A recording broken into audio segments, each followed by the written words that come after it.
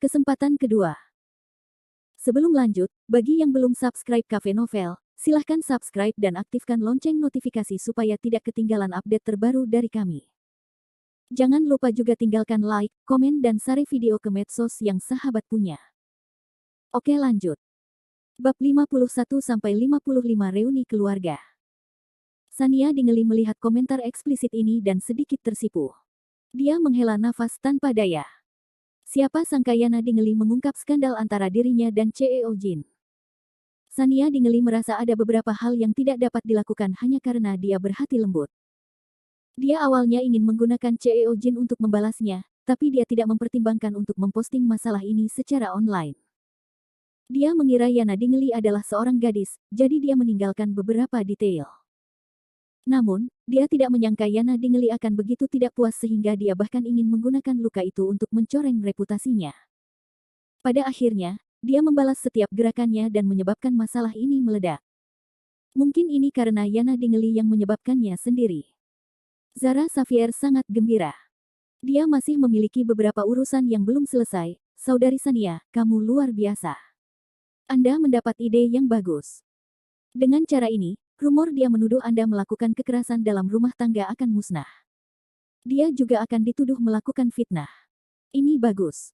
Mereka bertiga bisa dipertemukan kembali di pusat penahanan. Sania Dingelih mengangguk. Hasil seperti itu tentu saja menyenangkan. Meski semuanya ditahan, di mata masyarakat citra mereka tercoreng. Di masa depan, tidak akan mudah untuk mencorengnya lagi. Mereka juga harus mengambil pelajaran dan memikirkan apakah penonton bersedia mempercayai kata-kata mereka. Orang-orang yang mendukung Yana Dingelih di internet juga terdiam. Di era ini, bukan lagi soal siapa yang lemah dan mana yang benar. Mereka bingung dan menjelaskan di kolom komentar, merasa dirugikan. Mereka tidak pernah mengira gadis kecil yang begitu lembut dan rapuh akan memfitnah adiknya karena melakukan kekerasan dalam rumah tangga atau mengatakan dia bermain-main dengan laki-laki. Di zaman sekarang, moral dunia sedang mengalami kemerosotan. Segala macam hal aneh bisa saja terjadi. Apakah dia punya kesimpulan? Sebaliknya, para penggemar Sania Dingelih dengan gila-gilaan memposting ulang pemberitahuan polisi seolah-olah ini adalah tahun baru. Mereka hanya ingin mengumumkan kepada dunia bahwa Sania Dingelih telah dianiaya. 2 hari yang lalu, mereka yang mengatakan bahwa adik perempuannya menuduh Sania Dingelih melakukan kekerasan dalam rumah tangga, semuanya melebarkan mata untuk melihatnya. Bukankah mereka bilang harus menunggu bukti? Sekarang, mereka punya cukup bukti untuk menamparkan wajah mereka. Pasca kejadian tersebut, beberapa netizen menjadi penggemar setia Sania Dingelih. Mereka semua merasa tidak mungkin ada gadis kecil malang seperti Sania Dingelih di dunia ini. Orang tuanya tidak peduli. Mereka telah memotong penghasilan Sania Dingelih dari pekerjaannya selama bertahun-tahun dan memukulinya di depan umum. Bisa dibayangkan kehidupan seperti apa yang dijalani Sania Dingelih di rumahnya. Manajernya juga tidak berbuat apa-apa dan hampir menghancurkan karir Sania Dingelih. Semua ini sudah cukup buruk. Pada akhirnya, dia memiliki saudara perempuan berhati hitam yang mengambil kesempatan untuk menggigit punggungnya. Keluarga ini akan menyiksa Sania Dingelih sampai mati. Namun, Sania Dingelih tidak mengecewakan. Dia tegas dan mendominasi dalam menangani masalah. Itu memuaskan. Para peselancar internet merasa baru saja menonton sinetron beberapa hari terakhir ini. Suasana hati mereka naik dan turun bersama Sania Dingelih, dan para penggemarnya mengelilingi mereka. Di sisi lain, Yana Dingelih sedang tidak bersenang-senang di kantor polisi. Setelah hasil penilaian keluar, Yana Dingelih tercengang. Dia tidak pernah menyangka sidik jari CEO Jin masih tertinggal di punggungnya setelah beberapa hari berlalu. Malam itu, dia disiksa sampai mati oleh CEO Jin. Dia hanya merasakan sakit di sekujur tubuhnya. Dia tidak menyadari bahwa masih ada bekas di punggungnya, dan hasilnya ditemukan. Yana Dingelih sangat terpukul dan tidak berdaya. Dia tidak berani memikirkan apa yang akan dikatakan orang-orang di luar tentang dirinya. Dia menangis dan membuat keributan di kantor polisi. Dia sangat membenci Sania Dingelih di dalam hatinya.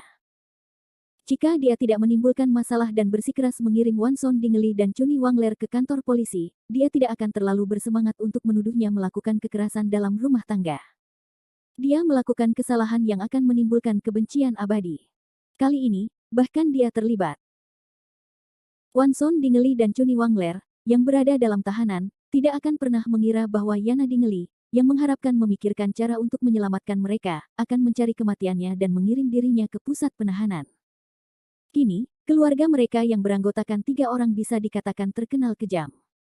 Mereka benar-benar menjadi terkenal, tapi reputasinya buruk. Banyak orang yang mencela mereka dan masih menggali sejarah kelam mereka. Wanson Dingley sering menyia-nyiakan dan berjudi di klub. Chuni Wangler membersihkan pusat perbelanjaan dan menghabiskan semua uang Sania Dingley. Para penggemar sangat marah dan membeberkan detail kehidupan cabul mereka di Weibo. Beberapa orang menemukan bukti perundungan yang dilakukan Yana Dingley di sekolah. Dia menghabiskan masa mudanya dengan uang keluarga di klub malam dan bar. Foto dirinya dengan riasan smoky dan merokok juga digali. Semua orang hanya bisa menghela nafas. Kehidupan pribadinya sangat kacau, namun dia masih berani menggunakan bekas luka itu untuk memfitnah Sania Dingley. Apakah dia lebih banyak mempermainkan dirinya di belakang punggungnya? Bab 52. Ketiga anggota keluarga Dingley semuanya terjebak di pusat penahanan dan tidak tahu apa yang terjadi di luar. Sania Dingley memegang secangkir susu panas dan berdiri di depan jendela Prancis yang terang dan luas. Dia melihat ke langit yang sudah gelap gulita. Lampu di luar sangat terang, dan lalu lintas padat. Dia melengkungkan bibirnya menjadi senyuman. Wanson Dingley dan yang lainnya tidak mengira mereka dihukum di pusat penahanan. Semuanya masih pagi. Dia tidak tahu apa yang akan dilakukan CEO Jin jika dia harus menunggu mereka malam ini. Wanson Dingley tentu saja tidak melupakan masalah ini. Wanson Dingley menjadi semakin tidak sabar di pusat penahanan seiring berjalannya waktu. Sudah hampir waktunya untuk menerima perintah CEO Jin.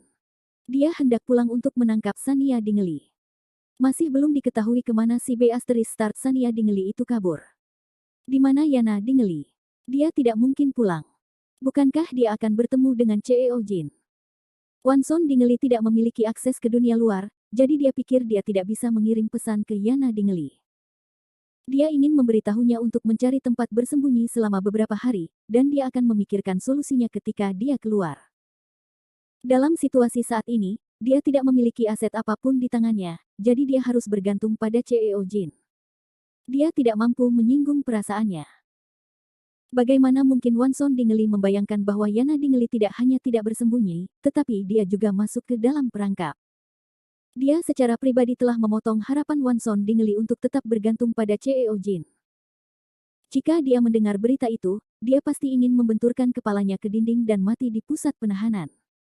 CEO Jin, yang diingat oleh Sania Dingley dan Wanson Dingley, bersenang-senang sepanjang hari.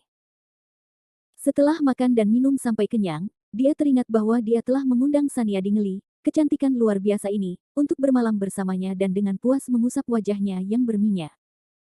Dia terkekeh dan berbalik untuk bertanya kepada pengawalnya, "Sudahkah kamu melakukan apa yang aku minta?" Pengawalnya membungkuk hormat. "CEO Jin, saya sudah memberitahu keluarga Dingley. Mereka sibuk berjaga sepanjang hari dan tidak sempat menggunakan ponsel. Tentu saja, mereka tidak melihat berita di internet dan tidak mengetahui bahwa sesuatu yang besar telah terjadi pada keluarga Dingley." CEO Jin sangat senang. "Kalau begitu cepat pergi. Jangan biarkan bayiku menunggu terlalu lama." Pengawal itu melambaikan tangannya, dan sebuah mobil mewah melaju dari jarak yang tidak terlalu jauh. Beberapa orang mengantar CEO Jin ke dalam mobil dan menuju rumah keluarga Dingley. Begitu mereka sampai di lantai dasar rumah keluarga Dingley, CEO Jin tidak sabar untuk memerintahkan pengawalnya, "Cepat naik dan undang Nona Sania Dingley turun. Jangan abaikan bayiku." Pengawal itu menerima perintah tersebut dan naik ke atas sendirian untuk mengetuk pintu keluarga Dingley. Namun, setelah menunggu lama, tidak ada yang datang membukakan pintu. Pengawal itu awalnya tidak curiga. Lagi pula, ketika dia datang untuk memberitahu mereka, dia sudah menjelaskan bahwa jika anggota keluarga Dingley tidak ingin mengadili kematian, mereka tidak boleh mempermainkan mereka. Pengawal itu bekerja untuk CEO Jin, metodenya selalu tidak berperasaan. Dia belum pernah melihat orang yang berani melanggar perintah CEO Jin. Namun, rumah keluarga Dingley sunyi. Memang benar, tidak ada seorang pun di rumah. Wajah pengawal itu dipenuhi keterkejutan dan keraguan. Tidak mungkin. Apakah keluarga Dingley begitu bodoh sehingga mereka berani membela CEO Jin Up? Pengawal itu tidak menyerah. Dia tidak lagi mengetuk pintu dengan sopan. Sebaliknya, dia memukulnya dengan keras. Lelucon yang luar biasa. Jika keluarga Dingeli melarikan diri dan CEO Jin tidak dapat menemukan Sania Dingeli malam ini, keluarga Dingeli tidak hanya akan menanggung akibatnya, tetapi dia juga akan kehilangan nyawanya jika dia tidak melakukan pekerjaannya dengan baik. Sayangnya, orang yang dicarinya sudah dikurung di rutan. Tidak ada yang mau membuka pintu, tidak peduli seberapa keras dia memukulnya. Wajah pengawal itu menjadi hitam. Dia mengutuk dan turun ke bawah dengan sedih. CEO Jin masih menunggu di dalam mobil. Hatinya tergelitik ketika memikirkan tubuh seputih salju dan jeritan menyedihkan malam itu. Dia paling menyukai selebriti wanita seperti ini. Dia bisa menyiksa mereka sesuka hati demi uang. Dia tidak takut mereka akan keluar dan menyebarkan rumor. Bagaimanapun, merekalah yang paling takut ketahuan. Namun, dia tidak menyangka, setelah menunggu lama, dia akan melihat pengawal itu turun sendirian dengan wajah pucat. CEO Jin langsung merasa tidak senang. Di mana mereka? Di mana orang-orang yang saya inginkan? Pengawal itu segera menundukkan kepalanya dan mengakui kesalahannya. CEO Jin, ini salahku karena tidak melakukan pekerjaanku dengan benar. Saya ceroboh dan tidak mengirim siapapun untuk mengawasi mereka. Keluarga Dingeli, sekelompok orang yang tidak mengetahui luasnya langit dan bumi, sebenarnya melarikan diri. Tidak ada orang di rumah. Otot-otot di wajah CEO Jin berkerut. Apakah mereka berani tidak menganggap serius perkataan saya? Apa yang sedang kamu lakukan? Bukankah kamu sudah menjelaskannya kepada mereka? Pengawal itu sangat ketakutan. Kekuatan CEO Jin begitu besar sehingga hanya masalah kecil baginya untuk menghancurkan siapapun dengan santainya. Keluarga Dingeli tidak memiliki mata. Biarpun mereka ingin mati, mereka tetap ingin menyeretnya ke bawah. Pengawal itu dengan cepat berlutut di tanah. CEO Jin, saya sudah menjelaskan semuanya kepada mereka. Orang-orang yang diinginkan CEO Jin, bagaimana saya berhak menghentikan mereka? Saya tidak pernah mengira mereka punya nyali. CEO Jin menyipitkan matanya, bagus sekali. Sudah lama sekali sejak seseorang menantangku seperti ini. Apakah mereka berusaha keras untuk mendapatkannya? Rencana mereka salah. Apakah mereka berani lari? Maka mereka tidak membutuhkan kakinya. Bangun dan selidiki untukku. Jika mereka tidak ada di sini, bantu temukan mereka. Pengawal itu segera bangkit dan mengucapkan terima kasih yang sebesar-besarnya. Terima kasih, CEO Jin. Aku akan mencari orang yang punya nyali untuk melakukan ini. Bab 53 Actually Dared to Play Tricks on Me. CEO Jin menahan amarahnya dan terengah-engah saat dia duduk di dalam mobil, menunggu kabar. Dia belum pernah diperlakukan begitu enteng sebelumnya. Mereka berani membelanya dan membiarkannya membuang-buang waktu berharganya menunggu seseorang di sini. CEO Jin mengumpat dan menendang pintu mobil. Dia sangat kesal. Jika bukan karena cita rasa malam itu yang luar biasa, dia pasti sudah lama pergi. Dia beruntung karena dia jatuh cinta pada Sania Dingeli. Keluarga Dingeli tidak tahu apa yang baik bagi mereka. Mereka meremehkannya dengan berpikir untuk mengambil uang itu dan pergi. Namun, dalam hati CEO Jin, nafsu masih menguasai. Dia berencana menunggu sampai dia menangkap keluarga Dingeli dan mematahkan kaki Wanson Dingeli untuk memberi mereka pelajaran. Sania Dingeli masih harus tinggal. Jika kakinya patah, tidak akan ada kesenangan di tempat tidur. Demi kecantikannya, tidak apa-apa jika dia melepaskannya. Mereka menyukai permainan kucing dan tikus, sehingga dia bisa bermain bersama mereka. Itu juga menyenangkan. CEO Jin mencibir dan menjilat bibir gemuknya. Dia diam-diam menantikannya. Ketika dia menangkap mereka, dia harus menghabiskan waktu yang baik di tempat tidur agar penantiannya tidak sia-sia. Dia akan memberikan rasa sakit pada si cantik kecil dan melihat apakah dia berani melarikan diri lain kali. Saat CEO Jin masih memikirkan cara untuk menyiksanya, pengawal itu berjalan mendekat, berkeringat dingin dengan teleponnya. Dia meringis dan berkata, CEO Jin. Sesuatu telah terjadi. Sesuatu telah terjadi. CEO Jin memutar matanya dan terlihat sangat berbahaya. Tidak berguna. Kamu bahkan tidak bisa menangani masalah sekecil itu. Apa yang mungkin terjadi? Bisakah mereka menumbuhkan sayap dan terbang? Apakah ada seseorang yang tidak dapat saya temukan? Pengawal itu menyerahkan telepon sambil gemetar. CEO Jin, lihat. Keluarga Dingeli telah ditangkap dan dibawa ke kantor polisi. Sania Dingeli baik-baik saja, tapi adiknya ada yang salah. Tentu saja pengawal itu mengenal Sania Dingeli, tetapi mereka tidak pernah melihat wajahnya malam itu. Dia adalah wanita simpanan yang dibeli oleh Cheo Jin. Tentu saja pengawal itu tidak berani bertanya terlalu banyak tentangnya. Namun, ketika dia melihat berita tadi, dia menyadari bahwa Sania Dingli baik-baik saja, tetapi internet sedang membahas berita bahwa saudara perempuan Sania Dingli, Yana Dingli, berselingkuh dengan seorang pria dan penuh luka. Hati pengawal itu bergetar, dan sebuah ide berani tiba-tiba muncul di benaknya. Dia secara alami mengetahui gaya seksual Cheo Jin. Ceritan di kamar malam itu terus-menerus, dan ketika dia memikirkan luka-luka Yana Dingli, pengawal itu sangat ketakutan hingga dia hampir kencing di celana saat itu juga. Mustahil. Keluarga Dingli tidak akan seberani itu. Pengawal itu tidak bisa mempercayainya, tapi dia tidak punya pilihan selain mengumpulkan keberanian untuk bertanya kepada Cheo Jin. Hanya Cheo Jin yang bisa memahami masalah ini. Dia terus berharap dalam hatinya bahwa hal itu tidak akan seperti yang dia pikirkan. Keluarga Dingli sedang mendekati kematian, dan bawahannya juga harus menanggung kemarahan Cheo Jin. Presiden Jin menyipitkan matanya. Dia memandangi pengawal yang panik dan merasa jijik di dalam hatinya. Apa yang bisa dilakukan keluarga Dingli? Dia mengulurkan tangan untuk mengambil telepon. Semakin dia melihatnya, semakin gelap ekspresinya. Ternyata mereka tidak cukup berani untuk sengaja menahannya, mereka juga tidak menumbuhkan sayap dan terbang menjauh. Sebaliknya, mereka memukuli Sania Dingli di jalan dan ditangkap oleh polisi. Ada apa dengan Sania Dingli? Cheo Jin terus mengikuti beritanya. Tiba-tiba, dia melihat saudara perempuan Sania Dingli menuduhnya melakukan kekerasan dalam rumah tangga dan malah dilaporkan ke polisi oleh Sania Dingli. Dia mengetahui bahwa seorang pria telah melukai Yana Dingli. Perasaan tidak menyenangkan di hatinya semakin kuat, dan tanpa sadar jari-jarinya membuka video itu. Dalam video tersebut, Yana Dingli menunjukkan luka di tubuhnya ke kamera dengan ekspresi sedih. Cheo Jin sama sekali tidak ingat wajah itu.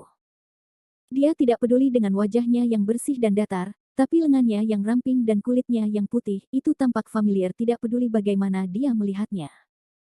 Tanda merah itu sepertinya telah ditariknya dengan cambuk. Cheo Jin sangat marah hingga dia tidak dapat mempercayainya. Dia menatapnya dengan mata terbuka lebar sampai dia melihat seseorang telah memposting gambar luka Yana Dingli sedang diperiksa di rumah sakit. Bukankah itu sidik jari yang dia buat di punggungnya dengan tangannya malam itu? Itu adalah hobi Cheo Jin. Dia terutama suka menganiaya punggung wanita dari belakang. Ditambah lagi, malam itu sangat gelap, dan wanita itu sepertinya sengaja meninggalkannya untuknya. Yang langsung menguntungkan Cheo Jin, dia memainkannya sebentar. Sekarang setelah ada penjelasan yang masuk akal, Cheo Jin menjadi marah dan membuang teleponnya. Matanya merah dan kemerahan, membuatnya tampak semakin garang dengan daging ganas di wajahnya. Cheo Jin mengertakkan gigi dan berkata, "Sial, beraninya kamu bermain-main denganku." Bab 54 Dana Talangan. Kemarahan Cheo Jin sangat besar, dan dia menghancurkan teleponnya. Para pengawalnya diam seperti burung puyuh. Mereka berdiri terpaku di tanah ketakutan dan tidak berani bersuara, takut Cheo Jin akan melampiaskan amarahnya kepada mereka. Bahkan pengemudinya pun gelisah. Ia ingin segera kabur dari mobil namun tidak berani melakukan gerakan apapun. Semua orang yang hadir menyadari bahwa keluarga Dingli telah tamat. Cheo Jin terus mengumpat, "Sial, mereka mempermainkanku seperti monyet. Saya ingin tidur dengan bintang wanita seperti Sania Dingli. Beraninya mereka menggunakan gadis kecil untuk membodohiku." Ketika dia memikirkan Yana Dingli dalam video tersebut, Cheo Jin merasa rugi tidak peduli bagaimana dia memikirkannya. Individu yang hambar dan hambar itu tidak ingin tidur dengannya. Setelah lampu dimatikan, kulit putih dan mulusnya masih cukup nikmat. Ternyata dia masih muda, itu bagus. Tidak heran dia begitu menikmati malam itu, dan tidak sia-sia dia menunggu berhari-hari. Namun, dia merasa puas. Perilaku keluarga Dingli yang memperdagangkan kucing luwak untuk putra mahkota masih tidak bisa dimaafkan. Tidak peduli betapa cantiknya dia, mereka berbohong kepada Cheo Jin. Di mana Cheo Jin akan meletakkan wajahnya. Cheo Jin dengan keras meludah ke tanah, dia mengertakkan gigi dan memerintahkan, "Ambil uang itu dan selamatkan keluarga Dingli. Terlalu mudah bagi mereka untuk tetap berada di pusat penahanan. Bawa mereka keluar. Saya ingin menyelesaikan masalah di antara kita." Pengawal itu mencoba membujuknya, Bos, biasanya baik-baik saja. Kami memiliki orang-orang yang dapat kami ajak bicara. Kita bisa memasukkan uangnya, tapi masalah ini terlalu besar. Banyak orang memperhatikannya di internet. Jika kita menyelamatkan mereka sekarang, aku khawatir, mata CEO Jin mengeras. Dia mengambil sesuatu dari mobil dan melemparkannya ke pengawal itu. Dia memarahi dengan suara kasar, kalau begitu kenapa kamu tidak mencari lebih banyak orang? Masukkan lebih banyak uang. Apakah saya kekurangan uang? Aku ingin melihat mereka. Apakah saya perlu peduli siapa yang memperhatikan masalah ini? Jika kamu tidak bisa melakukannya dengan baik, kamu tidak perlu kembali menemuiku. Nya. Pengawal itu membungkuk berulang kali. Oke, oke. Jika Anda ingin melihatnya, tidak ada masalah. Aku akan segera melakukannya. Setelah mengatakan itu, dia berlari menjauh. Orang-orang lainnya berharap mereka bisa bersembunyi. Mereka berduka atas saudara mereka di dalam hati. Nasib buruknya menjadi sasaran CEO Jin dan dikirim untuk melakukan tugas seperti itu. Dia hanya berharap CEO Jin segera tenang dan tidak mengatur masalah rumit lainnya. Untungnya, CEO Jin masih memiliki sedikit rasionalitas. Dia tidak secara terbuka pergi ke pusat penahanan untuk menangkap orang. Sebaliknya, dia duduk di dalam mobil dan terengah-engah karena marah. Dia menahan amarahnya dan menunggu ketiga orang itu keluar sebelum menyiksa mereka. Malam ini, CEO Jin awalnya menantikan untuk berhubungan seks. Dia bersemangat dan dalam suasana hati yang luar biasa. Namun, dia tidak menyangka bahwa dia tidak akan melihat mereka dan hal seperti itu akan terjadi. Jika mereka tidak tertangkap dan tidak bisa menghadapinya, maka dia akan dibiarkan dalam kegelapan sehingga dia tidur dengan seorang gadis kecil dalam keadaan linglung. Semakin dia memikirkannya, semakin dia marah. CEO Jin tidak punya tempat untuk melampiaskan amarahnya, tapi dia tidak punya pilihan selain menahannya. Dia sangat frustrasi.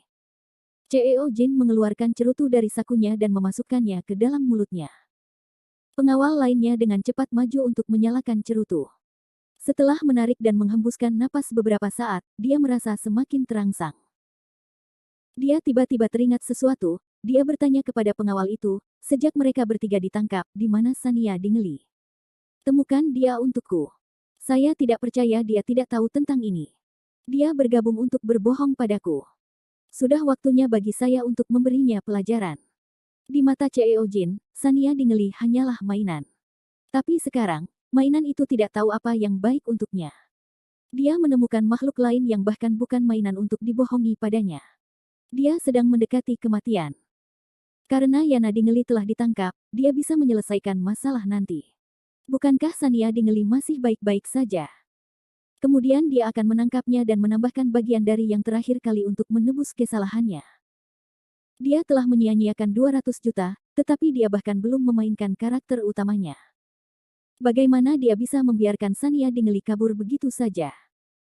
Pengawal itu tidak tahu kemana perginya Sania Dingeli. Dia tergagap untuk waktu yang lama sampai CEO Jin memelototinya dengan tajam. Lalu dia buru-buru berkata, saya akan pergi dan menyelidikinya segera. Aku akan membawanya kepadamu saat aku menemukannya. Setelah mengatakan itu, dia pun lari.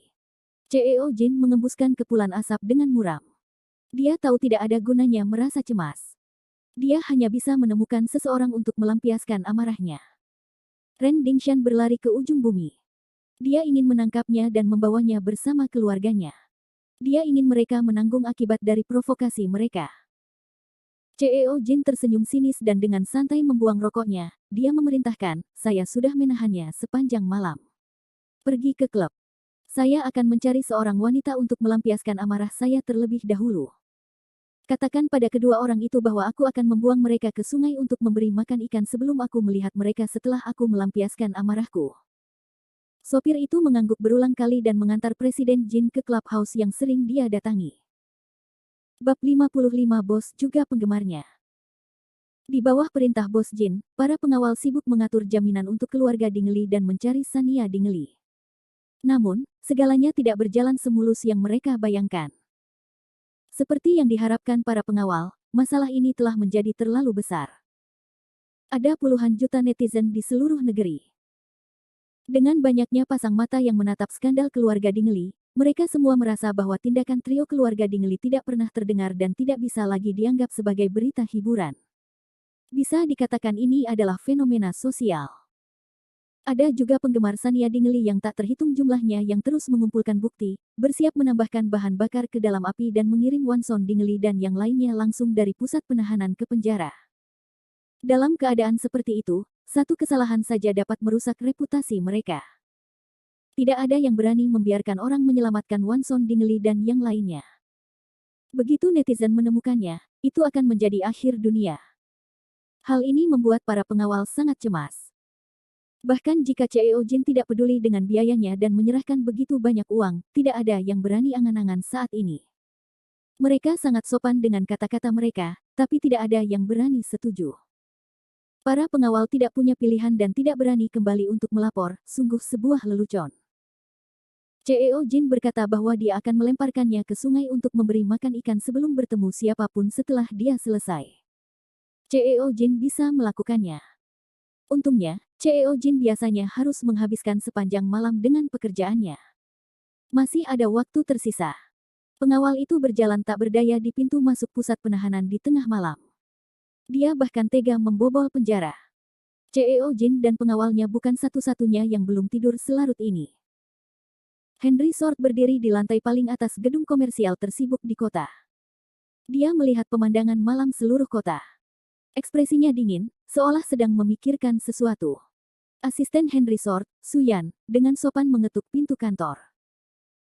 Setelah mendengar jawaban rendah Henry Sword, dia berdiri di depan pintu dengan hormat dan melaporkan, Ketua Siang, kerjasama dengan negara A telah dinegosiasikan. Sekretariat telah menyiapkan catatan pertemuan dan menyusun kontrak. Membawanya kemari untuk Anda lihat. Henry Sword mengangguk ringan seolah dia tidak terkejut sama sekali. Dia sudah yakin akan kesuksesannya. Dia dengan santai mengambil dokumen yang diserahkan Su-yan dan sedikit mengernyit saat dia mulai memeriksanya. Su-yan diam-diam mengangkat kepalanya dan menatap Henry Sword. Hatinya dipenuhi keraguan.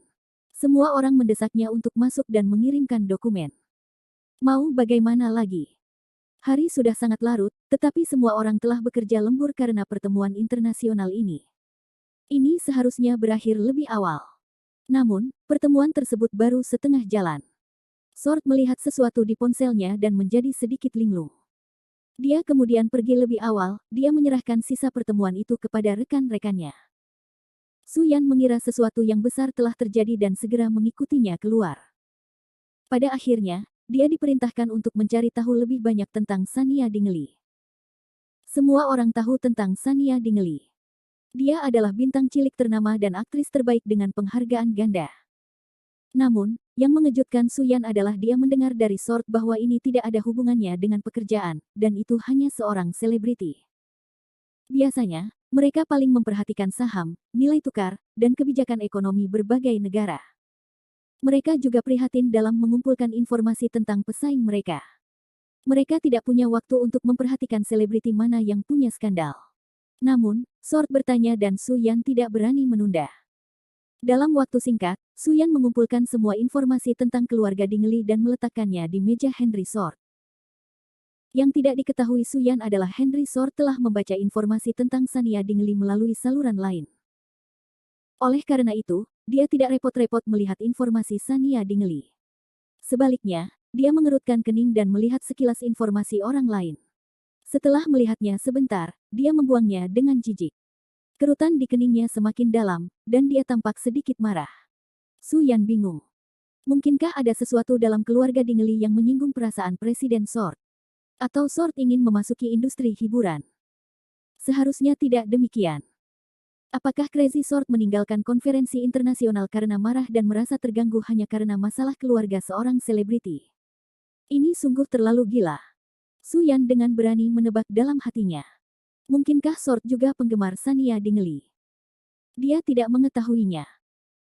Sebagai asisten pribadi terkemuka, Su-yan dengan percaya diri mengatakan bahwa dia mengetahui semua hobi dan kebiasaan Henry Sword. Tapi dia belum pernah mendengar ada bintang yang disukai Siang. Begitu banyak bintang wanita cantik bermimpi menjilat Siang, tapi di matanya, hanya ada pekerjaan yang tidak pernah bisa dia selesaikan.